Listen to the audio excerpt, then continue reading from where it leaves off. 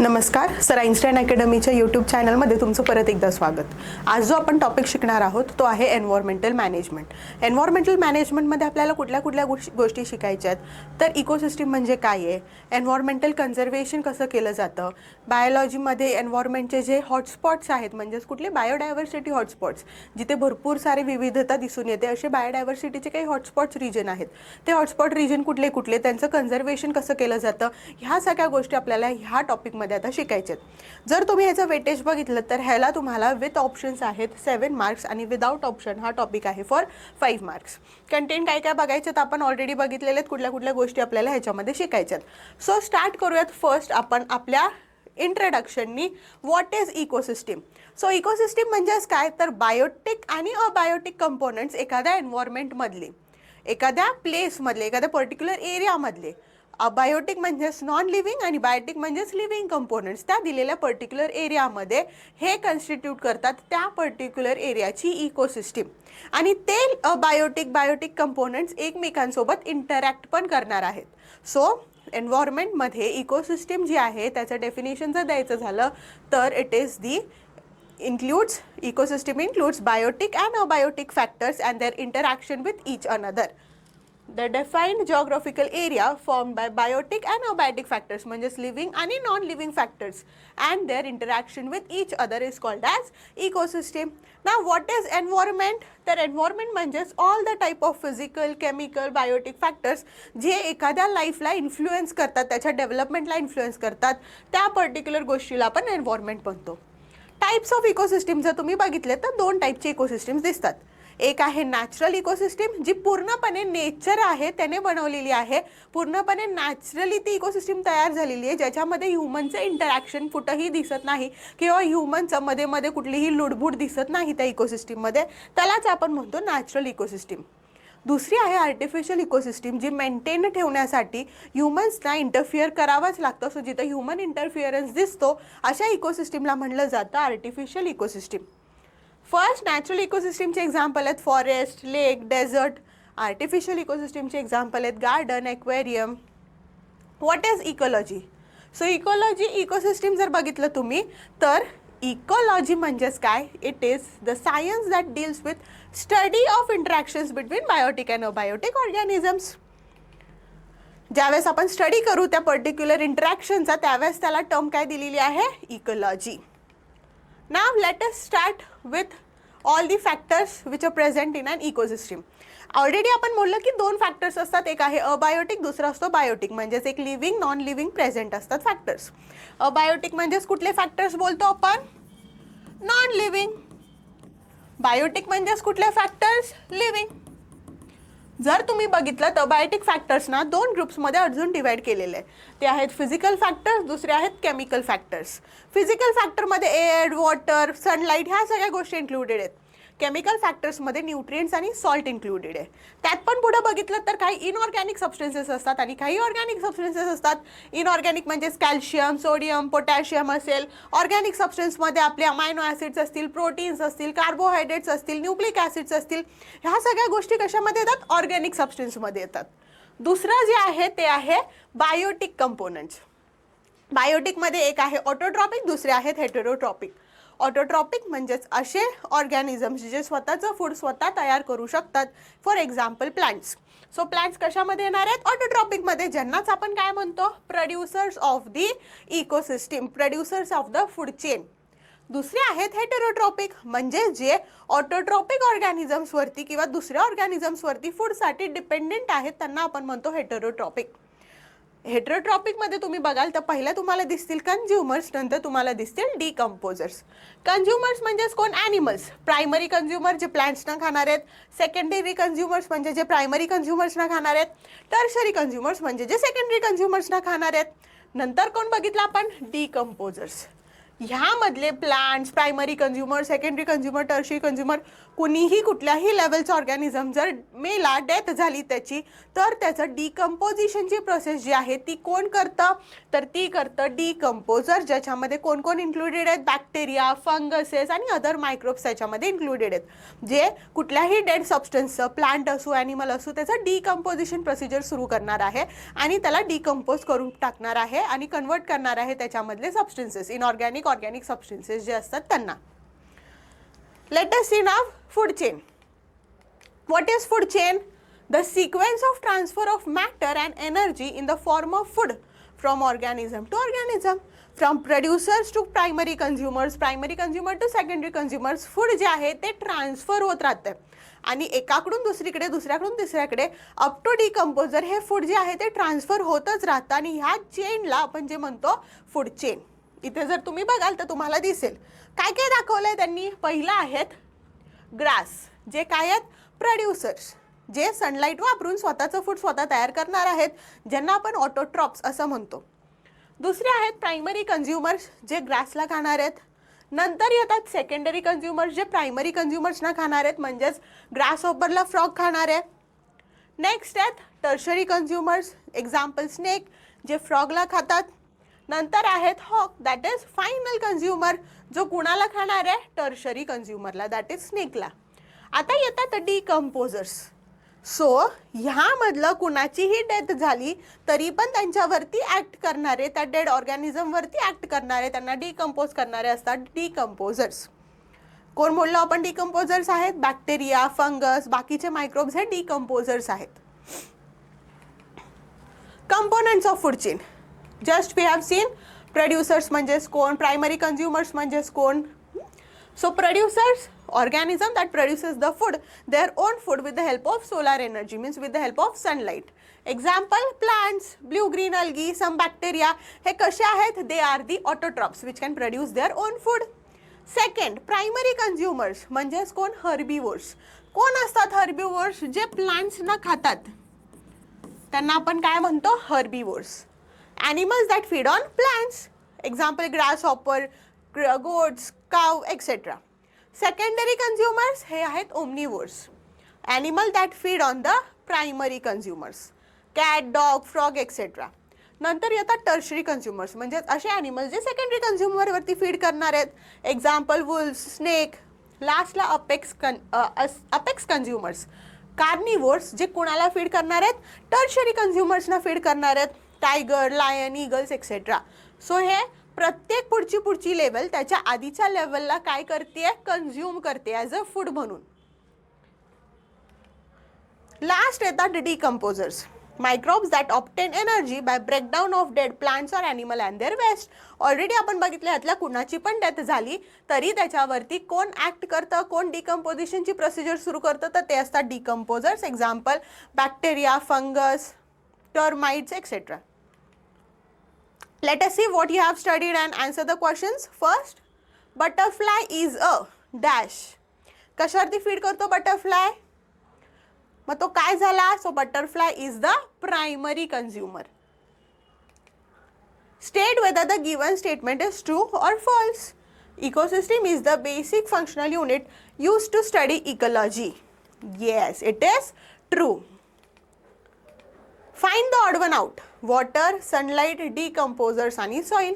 बाकी सगळे water, sunlight, soil हे कसले कंपोनंट्स आहेत, फिजिकल कंपोनंट्स आहेत, म्हणजेच अबायोटिक कंपोनंट्स आहेत. डिकम्पोजर्स हे बायोटिक कंपोनंट आहेत. So biotic component are decomposers आणि बाकी सगळे कसे आहेत, अबायोटिक फॅक्टर्स आहेत, नॉन लिव्हिंग फॅक्टर्स आहेत. Arrange the given food chain in the correct sequence, जी आपण फूड चेन मगाशीच बघितलेली. सो पहिलं कोण येणार आहे, ग्रास, नंतर त्याच्यावरती फीड करणार इन्सेक्ट, त्याच्यावरती फीड करणार फ्रॉग, मग स्नेक आणि मग त्याच्यावरती फीड करणारे हॉक. काही प्रश्न प्रिव्हियस इयरला बोर्ड्सना विचारले गेले होते, त्यातला पहिला क्वेश्चन आहे द अपेक्स कन्झ्युमर इज. कोण असतो टॉप अपेक्स कन्झ्युमर, बघितलं आपण एक्झाम्पल मगाशीच, eagle is the apex consumer. What write the factors affecting environment. किती मार्क्सचा क्वेश्चन होता, 3 मार्क्सचा. सो त्याच्यामध्ये तुम्ही वेगवेगळ्या गोष्टी इन्क्लूड करू शकता ज्या एन्व्हायरमेंटला अफेक्ट करतात. अर्थक्वेक्स, व्हॉल्कॅनोज, ड्रॉट्स हे नॅचरल गोष्टी आहेत ज्या एन्व्हायरमेंटला अफेक्ट करणार आहेत. काही आर्टिफिशियल गोष्टी पण आहेत जसं की pollution. What is environment, right the 2 types of environment. 2 मार्क्सचा क्वेश्चन होता. फिजिकल, केमिकल, बायोलॉजिकल फॅक्टर्स जे आहेत ते सगळे आपण एन्व्हायरमेंट म्हणतो. टाइप्स त्याचे नॅचरल आणि artificial. In a food chain autotrophic plant are present at which level? At the producer level. Next जो पॉईंट आता आपण बघणार आहोत तो आहे एन्व्हायरमेंटल कन्झर्वेशन मधला factors affecting the environment. Now we will see what are the factors affecting environment. पहिला आहे नॅचरल फॅक्टर, दुसरे आहेत आर्टिफिशियल फॅक्टर्स. नॅचरल फॅक्टर्समध्ये येतात अर्थक्वेक, ड्रॉट्स, सायक्लॉन, व्हॉल्कॅनिक इरप्शन्स. ह्या सगळ्या नेचरमुळे झालेल्या गोष्टी ज्याच्यामुळे एन्व्हायरमेंटवरती ॲडव्हर्स इफेक्ट दिसून येणार आहे. दुसरा आहे आर्टिफिशियल, म्हणजेच कुठले? मॅनमेड फॅक्टर्स, जे मॅनमेड ह्युमन्सच्या इंटरॅक्शन्समुळे, इंटरव्हेन्शनमुळे, मध्ये करण्यामुळे काही फॅक्टर्स असे जे एन्व्हायरमेंटला हार्म करतात. फॉर एक्झाम्पल पॉल्युशन असेल, त्याच्यानंतर डिफॉरेस्टेशन असेल. आपण खूप सारी झाडं कट करतोय आजकाल नवीन बिल्डिंग्स उभं करायला, इंडस्ट्रीज उभं करायला. सो त्याच्यामुळे काय होणार आहे? त्याच्यामुळे एन्व्हायरमेंटवरती ॲडव्हर्स इफेक्ट दिसून येणार आहे. म्हणजेच काय होणार आहे? तर तिथं आपलं जे नेचर आहे ते डेंजरमध्ये येणार आहे. Over exploitation of natural resources, अतिवापर जर आपण कुठल्याही नॅचरल रिसोर्सेसचा केला तरीही काय होतं आहे? हार्म होतो आहे एन्व्हायरमेंटला. इंडस्ट्रियलायझेशन, ॲग्रिकल्चरसाठी आपण फॉरेस्ट वगैरे कट केले तरी पण काय होतं आहे? एन्व्हायरमेंट हार्म होतो आहे. So these are the factors जे अफेक्ट करतात एन्व्हायरमेंटला. काही नॅचरल आहेत, काही आर्टिफिशियल म्हणजेच मॅनमेड आहेत. एन्व्हायरमेंटल पोल्युशन म्हणजेच काय? जर एन्व्हायरमेंटच्या कुठल्याही फिजिकल, केमिकल, बायोटिक फॅक्टर्समध्ये काहीतरी चेंज झालेला दिसला, ॲडव्हर्स चेंज, वाईट चेंज झालेला दिसला, तर त्याला म्हणायचं एन्व्हायरमेंटल पोल्युशन. सो डिरेक्ट और indirect change that occur in the physical, chemical और biological properties of any factor of the environment, air, water, soil, जे कसे असणार आहेत? हार्मफुल असणार आहेत. त्यांनाच काय म्हणलं जातं? Environmental pollution. Now air pollution. आता आपल्याला वेगवेगळे पोल्युशन्स बघायचे. एअर पोल्युशन्स काय आहेत, वॉटर पोल्युशन काय आहे, त्याच्यानंतर आपल्याला बघायचं आहे सॉईल पोल्युशन कसं होतं. सो त्याच्यामध्ये काही काही आपल्याला गोष्टी बघायच्यात. पहिलं म्हणजे कंपोनंट्स. त्या पोल्युशनचे कंपोनंट्स काय काय आहेत, त्या पोल्युशनमध्ये कुठले कुठले गॅसेस प्रेझेंट असतात. जर एअर पोल्युशन असेल तर त्याच्यामध्ये कुठले कुठले गॅसेस प्रेझेंट आहेत? CO2 आहे, CO आहे, हायड्रोकार्बन्स आहेत, हायड्रोजन सल्फाइड्स प्रेझेंट आहेत. आणि सॉलिडमध्ये कुठले कुठले आहेत? डस्ट, ॲश, कार्बन, लेड, हे सगळे कसले आहेत? सॉलिड कंपोनंट्स प्रेझेंट आहेत. सॉलिड कंपोनंट जे कुठं प्रेझेंट आहेत? एअर पोल्युशनमध्ये प्रेझेंट आहेत. दुसरी गोष्ट आहे सोर्स. सोर्स म्हणजेच काय? ते पोल्युशन जे आहे ते कुठून कॉज होत आहे, कुठल्या इंडस्ट्रीमधून कॉज होतं, त्याचा सोर्स काय आहे, कुठून ते जनरेट होत आहेत एन्व्हायरमेंटमध्ये. तर जे एअर पोल्युशन आहेत ते रिलीज होत आहेत from emissions release from chemical industries, automobile industries, burning of garbage, burning of fuels like coal, petroleum etcetera. ह्या सगळ्या गोष्टींमुळे नेचरमध्ये, एअरमध्ये जे हे पोल्युटंट्स आहेत त्याचं कंपोजिशन वाढतंय आणि त्याच्यामुळे आपली एअर जी आहे ती पोल्यूट होतीये. इफेक्ट्स, काय काय इफेक्ट आहेत ह्याचे? It causes respiratory diseases like black lung disease, asbestosis, त्याच्यानंतर आहे ब्रॉन्कायटिस. ब्रॉन्कायटिस म्हणजे आपल्या लंगमध्ये जे ब्रॉन्क्युल्स असतात त्यांना सूज येते, इन्फ्लमेशन होतं त्यांचं. काही काय वेळेस जर खूप ॲडव्हर्स कंडिशन असेल तर सिव्हिअर कंडिशन दिसून येते, that is lung cancer also. Control measures, मग काय काय गोष्टींची काळजी घ्यायची जेणेकरून आपल्याला एअर पोल्युशन कमी करता येईल? तर त्यातलं पहिलं गोष्ट आहे ऑटोमोबाईल इंजिन्सना रिडिझाईन करायचं. दुसरा, burning of garbage and other waste product should be banned. Burn करायचं नाही, त्याला डिकम्पोजिशन प्रोसेसला द्यायचं. जे आपण ऑलरेडी शिकलेलो आहोत, पिट्स वगैरे खांदायचे, म्हणजेच मोठे मोठे खड्डे खांदायचे आणि त्याच्यामध्ये जे आपलं गार्बेज आहे, सीवेज आहे ते डंप करायचं, जेणेकरून नॅचरल डिकम्पोजिशनची प्रोसिजर आहे ती त्याच्यावरती होणार आहे. मायक्रोब्स, फंगस त्याचं डिकम्पोजिशन करणार आहे. सो गार्बेजला बर्न करायचं नाही, बॅन करायचं. Next, emission of contaminants from industry should be control. काही काही पोल्युटंट्स जे आहेत त्यांना कंट्रोल करण्यासाठी काही काही इन्स्ट्रुमेंट्स असतात जे पोल्युशन जे आहे ते ट्रॅप करतात, जे गॅसेस आहेत हार्मफुल ते ट्रॅप करतात. असे इन्स्ट्रुमेंट जरी ह्या इंडस्ट्रीजनी स्वतःच्या फॅक्टरीजमध्ये, इंडस्ट्रीजमध्ये बसवले तर काय होणार आहे? त्याच्यामुळे हार्मफुल गॅसेस नेचरमध्ये रिलीज होणार नाही आहेत, एअरमध्ये रिलीज होणार नाही आहेत, ते ट्रॅप केले जाणार आहेत तिथंच आणि त्याच्यामुळे एअर पोल्युशनची अमाऊंट जी आहे ती कमी होणार आहे. Next is water pollution. Water पोल्युशनचे कंपोनंट्स काय काय आहेत? ऑइल, डेरिव्हेटिव्स त्याचे, हेवी मेटल्स प्रेझेंट असेल, लेड, मर्क्युरी, कॅडमियम ह्यांच्यासारखे, किंवा त्याच्यामध्ये इवन पॅथोजन्स पण प्रेझेंट असतात, म्हणजेच डिझीज कॉझिंग मायक्रो ऑर्गॅनिझम्स पण प्रेझेंट असतात. सोर्सेस कुठून कुठून येतं पाणी? वेस्ट जे आहे ते पाण्याला पोल्यूट करायला ते इंडस्ट्रीपासून येऊ शकतं, डोमेस्टिक वेस्ट येऊ शकतं. फॉर एक्झाम्पल तुम्ही घरगुती भांडी धुताय, कपडे धुताय, ते पाणी जर नॅचरल वॉटर बॉडीजमध्ये ड्रेन होत आहे तरी पण काय होणार आहे? वॉटर पोल्युशन कॉज होणार आहे. Sewage, chemical discharge from industries, काही काही इंडस्ट्रीजचे पाईप्स डिरेक्टली त्यांचं जे डिस्चार्ज आहे ते नॅचरल वॉटर बॉडीजमध्ये सोडतात, रिव्हर्समध्ये सोडतात, जेणेकरून वॉटर पोल्यूट होतं. इफेक्ट्स काय दिसून येतं? ॲक्वॅटिक इकोसिस्टीम डिग्रेड झालेली दिसून येते, म्हणजेच ॲक्वॅटिक इकोसिस्टीमला हार्म झालेला दिसून येतो. Disruption of natural food chain, जी मगाशी आपण बघितली food chain, producers, consumers, decomposer, ही फूड चेन डिस्टर्ब होते. नंतर होतं आहे ट्रान्समिशन ऑफ डिझीज, कारण की त्याच्यामध्ये काय प्रेझेंट आहेत?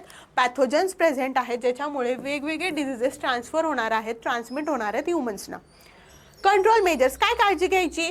सीवेज ट्रीटमेंट करायचं, जे आपण स्टेप्स बघितलेल्या, primary treatment, secondary treatment, biological गोष्टी वापरायच्या, मायक्रो ऑर्गॅनिझम्स सोडायचे त्याच्यामध्ये, जेणेकरून ते काय करणार आहेत? ऑर्गॅनिक मॅटरला सीवेजमधल्या डिकम्पोज करणार आहेत. सो सीवेज ट्रीटमेंट करायचं आणि prevent river water pollution. Next pollution जे आहे ते आहे सॉईल पोल्युशन. ह्याचे कंपोनंट्स काय काय आहेत? ऑर्गॅनिक केमिकल्स आहेत, पेस्टिसाइड्स आहेत, minerals, oils etcetera. Sources same, industrial वेस्टपासून सॉईल पोल्यूट होऊ शकते, बायोमेडिकल वेस्टपासून होऊ शकते, हॉस्पिटलमधल्या वगैरे वेस्टपासून होऊ शकते, काही ॲग्रोकेमिकल्स आहेत जसं की pesticides, fertilisers, domestic waste etcetera. Effect काय काय होणार आहेत? सॉईल इरोजन होणार आहे, म्हणजे सॉईलची जी फर्टिलिटी आहे ती कमी होणार आहे. रिटार्ड ग्रोथ ऑफ प्लांटची ग्रोथ कशी राहणार आहे? शॉर्ट राहणार आहे, जी चांगली ग्रोथ होणार होती ती होणार नाही आहे, कारण की सॉईल पोल्यूट झालेलं आहे. न्यूट्रिशनची डेफिशियन्सी दिसणार आहे, न्यूट्रिशनल डेफिशियन्सी त्या प्लांट्सना, जेणेकरून प्लांट्समध्ये वेगवेगळे डिझिजेस पण दिसून येतात. बरोबर, एबनॉर्मॅलिटीज दिसतात किंवा डेफिशियन्सी सिम्पटम्स दिसतात, एखादं न्यूट्रिएंट कमी असेल तर त्या प्लांटमध्ये. Control measures: reduce, recycle and reuse of the waste. Segregate biomedical waste, separate करायचे वेस्ट जे आहेत ते. Emissions of contaminants from industries should be control. जे इंडस्ट्रीजपासून कंटॅमिनेंट्स येतात त्याचे इमिशन्स जे आहेत ते कंट्रोलमध्ये ठेवायचे. ते आपण मगाशी जे बघितलं एअर पोल्युशनच्या वेळेस, तसेच आपण सॉईल पोल्युशनलाही काय करू शकतो? ते कंटॅमिनेंटचे इमिशन्स जे आहेत ते कमी करू शकतो, कंट्रोलमध्ये ठेवू शकतो. नेक्स्ट आहेत radioactive pollutions. Radio active pollution increases in the radiation level. Natural UV light आहे, IR इन्फ्रारेड रेडिएशन्स आहेत, आर्टिफिशियलमध्ये एक्सरेज दिसतात आणि radiations from atomic energy plants आहेत. Major mishap of the world till death. These are the major mishaps of the world, जे कशामुळे झालेले आहेत? रेडिओ ॲक्टिव्ह पोल्युशन्समुळे कॉज झालेले आहेत. कॉर्नोबिल, वेंटस्केल अँड 3 माइल्स इजलँड मिशॅप. आता ह्याचे इफेक्ट्स काय काय आहेत? मोस्टली जे सगळे रेडिओ ॲक्टिव्ह पोल्युशन्स आहेत किंवा most of the radioactive pollutions जे आहेत ते जास्त वेळासाठी जर आपल्या बॉडीवरती एक्सपोज झाले तर त्याच्यामुळे होतं cancer. So cancerous ulcerations occurs in the body due to the higher radiations of x rays. Tissues in the body destroy. Genetic changes occur, म्हणजे आपले जीन जे आहेत, आपले DNA जे आहेत त्याच्यामध्ये म्युटेशन्स दिसून येणार आहेत, ज्याच्यामुळे कॅन्सर कॉज होऊ शकतो. Vision is adversely affect. आपल्या डोळ्यांना पण त्रास होतो जर जे रेडिएशन्स आहेत ते जास्त वेळ आपल्या बॉडीला एक्सपोज झाले तर. Next, need of environmental conservation. का करायचं एन्व्हायरमेंटल कन्झर्वेशन? तर काही बेसिक गोष्टी सांगितलेल्या आहेत त्यांनी की कशासाठी गरजेच्या आहेत एन्व्हायरमेंटला कन्झर्व करणं. पहिला, to prevent depletion of natural resource. आपले नॅचरल रिसोर्स जे ते संपले नाहीत पाहिजेत, पूर्ण कमी नाही झाले पाहिजेत, कारण की ते फ्युचर जनरेशनला आपल्याला अवेलेबल करून द्यायचे आहेत. सो त्यांना संपवणं हा पर्याय नाही. To maintain the balance in the nature. नंतर टू कन्झर्व बायोडायव्हर्सिटी. आपल्या बायोडायव्हर्सिटीला आपल्याला कन्झर्व ठेवायचे, प्रोटेक्टेड ठेवायचे, ती वेस्ट नाही करायची.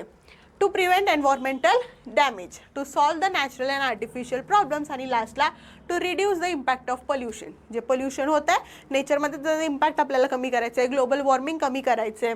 लॉज कुठले कुठले आहेत जे एन्व्हायरमेंटल कन्झर्वेशनसाठी पास केलेले आहेत गव्हर्नमेंटने? So national green tribunal is established in year 2010 for effective implementation of environmental related laws.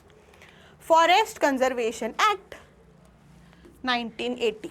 According to this law, the land reserved for forest conservation has been prohibited to use for any other purposes. एक दिलेला area आहे लँडचा जो फक्त फॉरेस्टसाठीच use केला जातो, तो लँडचा area तुम्ही दुसऱ्या कुठल्याही कामासाठी वापरू शकत नाही. Example, for mining activities it is essential to obtain a permission from the central government. नाही तर तो एरिया कुणाला दिलेला आहे?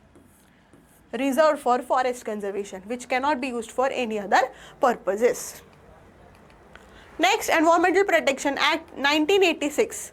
This act inhibits the release of pollutants in the atmosphere beyond permissible levels. एका पर्टिक्युलर लेवलच्या पुढं जे पोल्युटंट्स आहेत ते तुम्ही एन्व्हायरमेंटमध्ये रिलीज करू शकत नाही, हा लॉ स्टेट करतो. एनी पर्सन हा लॉ जो डिसओबे करणार आहे त्याला 5 इयर्सची इम्प्रिझनमेंट आहे, जेल आहे त्याला 5 इयर्सचा, किंवा 1 लाखापर्यंतची फाईन पण आहे. नेक्स्ट आहे लॉ वाईल्डलाईफ प्रोटेक्शन ॲक्ट 1972.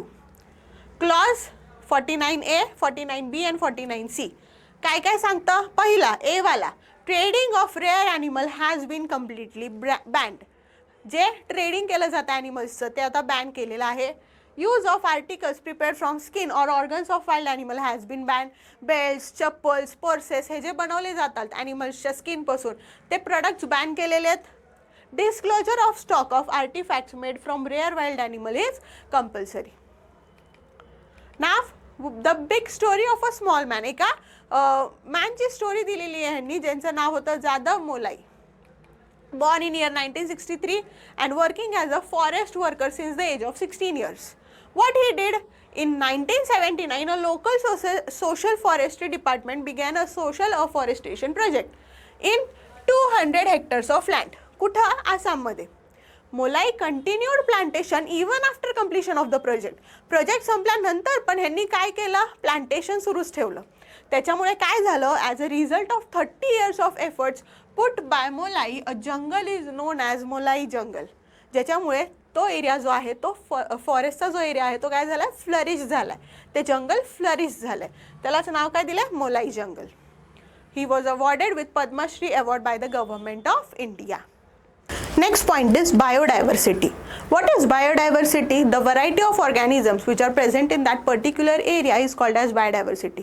एका दिलेल्या एरियामध्ये किती अमाऊंटमध्ये प्लांट्स आहेत, कुठले वेगवेगळे स्पेसीज ऑफ ॲनिमल्स आहेत, ह्या सगळ्याच्या काउंटला म्हटलं जातं biodiversity.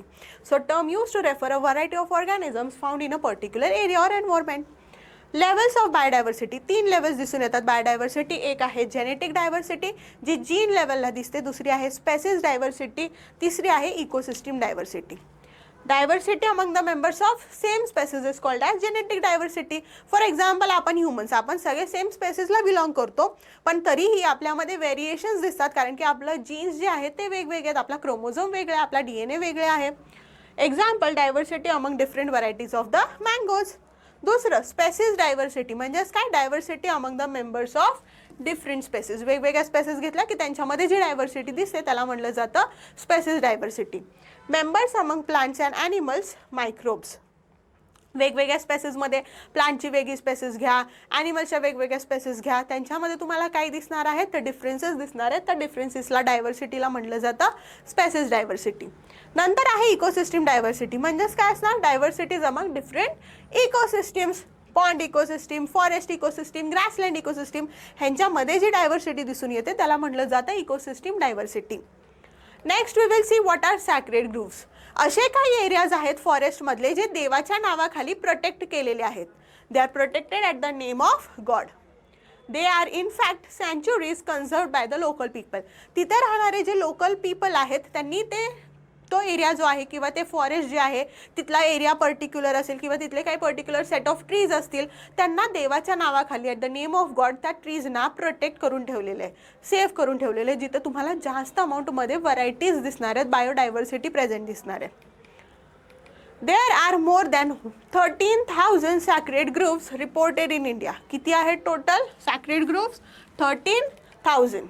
Next we will see symbols in relation to environmental conservation. Symbols काय काय आहेत? सिम्बॉल्स, पहिला जो सिम्बॉल आहे तो काय सांगतो? डू नॉट लिटर, कचरा टाकू नका. Your waste in the dustbin. इकडे तिकडे कचरा टाकायचा नाही, तिथं दिलेला डस्टबिन आहे तिथंच तुम्हाला जाऊन तो कचरा टाकायचा आहे. आजूबाजूला लिटर घाण करायची नाही. दुसरा जो आहे तो आहे कन्झर्व एनर्जी. हा जो सिम्बॉल आहे तो काय सांगतो? Conserve energy. तिसरा सिम्बॉल आहे सायकल वापरा म्हणजेच फ्युएल सेव्ह करा. नेक्स्ट आहे सेव्ह वॉटर. ड्रॉप दाखवला एक पाण्याचा, सेव्ह वॉटर.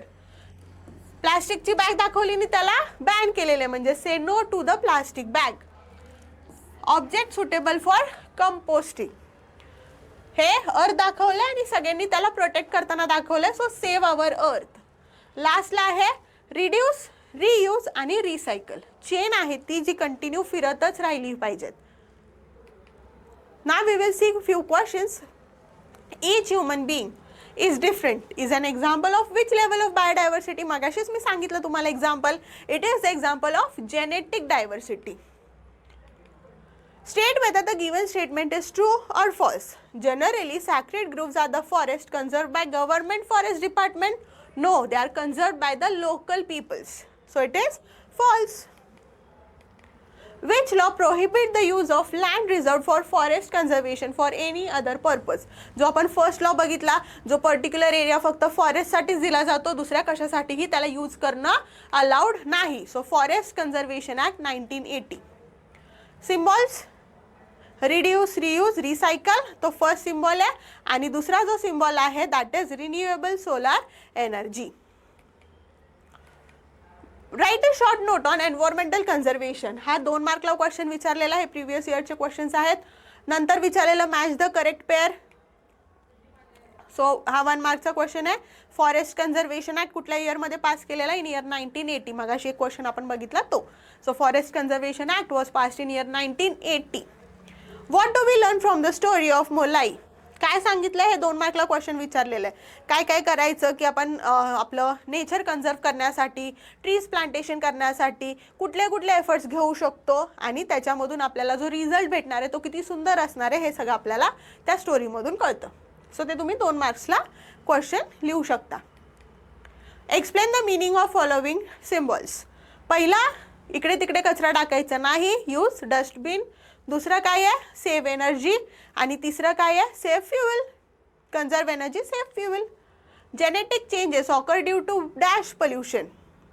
कशामुळे होणार आहे? रेडिओ ॲक्टिव्ह पोल्युशन्समुळे. एक्स रेज, गॅमा रेज जे आहेत हार्मफुल UV रेज त्याच्यामुळे होणार आहे. Explain 3 different levels of biodiversity. Genetic diversity, species diversity, ecosystem diversity. हे काय? 3 लेवल्स ऑफ बायोडायव्हर्सिटी आहेत. त्या तुम्हाला एक्सप्लेन करायचे आहेत विथ एक्झाम्पल्स. हा क्वेश्चन आहे 1 मार्कला. Next, right a short note on sacred groves. What are sacred groves? जे पार्ट आहेत फॉरेस्टचा तो कन्झर्व केलेला आहे at the name of god. ते लोकल पीपल कन्झर्व करतात तो एरिया जिथे तुम्हाला जास्त अमाऊंटमध्ये बायोडायव्हर्सिटी प्रेझेंट दिसणार आहे त्याला म्हटलं जातं सॅक्रेड ग्रुव्स. किती मार्कचा क्वेश्चन आहे? आपण 1 मार्कचा question.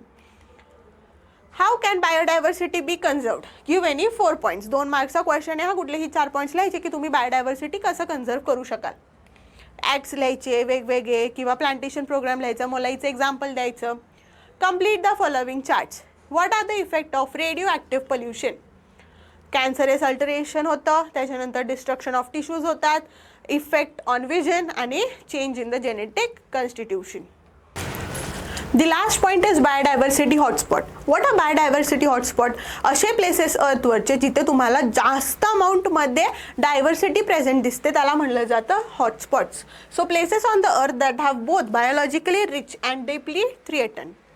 Around 34 biodiversity hotspots have been reported from all over the world. किती हॉटस्पॉट्स आहेत? 34 biodiversity hotspot आहेत.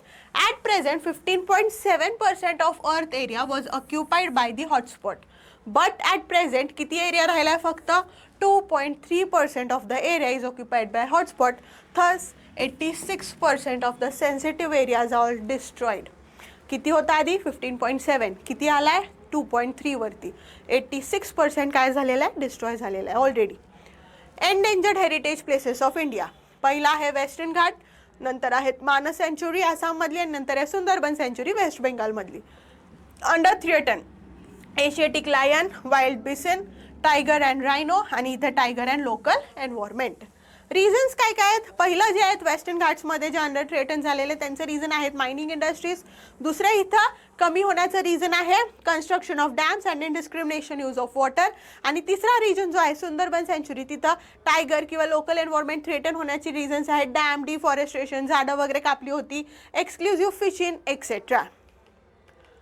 So these are the questions of the previous point, that is biological biodiversity hotspot. Western ghats जसं asiatic lion तसं सुंदरबन सँच्युरी is for tigers. Now classification of threatened species. 22nd May is celebrated as the World Biodiversity Day. IUCN prepares red list, ज्याच्यामध्ये number of species ज्या आहेत त्या कुठल्या कुठल्या vulnerable आहेत, कुठल्या कुठल्या एंडेंजर्ड आहेत, कुठल्या कुठल्या एक्सटिंक्ट झालेल्या स्पेसीज आहेत, कुठल्या नियर एक्सटिंक्शन आहेत, ह्या सगळ्यांबद्दल माहिती दिली जाते. So red list contains endangered species from different countries.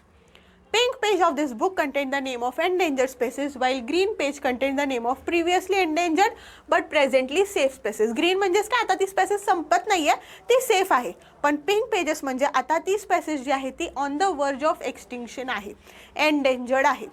According to survey published by World Wildlife Fund in year 2008, about 30% of animal species have become extinct in the period of over 35 years.